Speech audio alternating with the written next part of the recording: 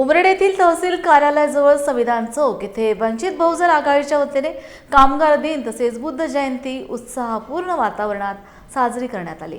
यावेळी भारतीय राज्यघटनेचे शिल्पकार भारतरत्न डॉक्टर बाबासाहेब आंबेडकर तसेच तथागत गौतम बुद्ध यांच्या प्रतिमेला पुष्पहार अर्पण करून अभिवादन करण्यात आले।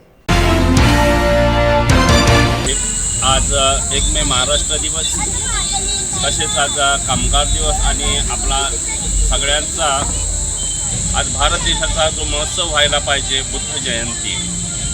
ज्या बुद्धांमुळे आज आपल्या देशाला सर्व जगामध्ये विश्वगुरू म्हणून मान सन्मान मिळालेला आहे, त्या तथागत गौतम बुद्धांना आजच्या दिवशी त्यांचा जन्म झाला होता। आजच त्यांना संबोधी प्राप्त झाली होती आणि आजच ते महापरिनिर्वाणाला प्राप्त झाले।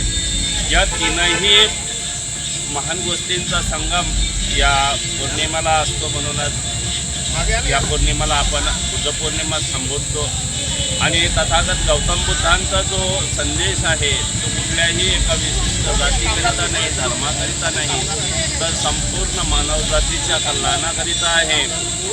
आज आपल्याला या जगामध्ये जगायचे असेल तर आपण भयमुक्त जीवन जगण्याकरिता आपल्याला बुद्धांच्या तत्त्वज्ञानाची खूप नितांत गरज आहे।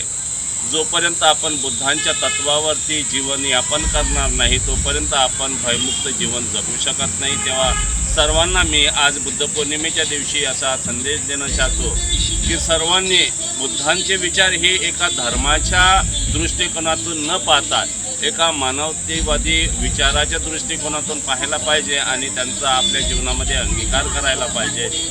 सर्वांना पुन्हा मी बुद्ध पौर्णिमेच्या खूप खूप शुभेच्छा देतो।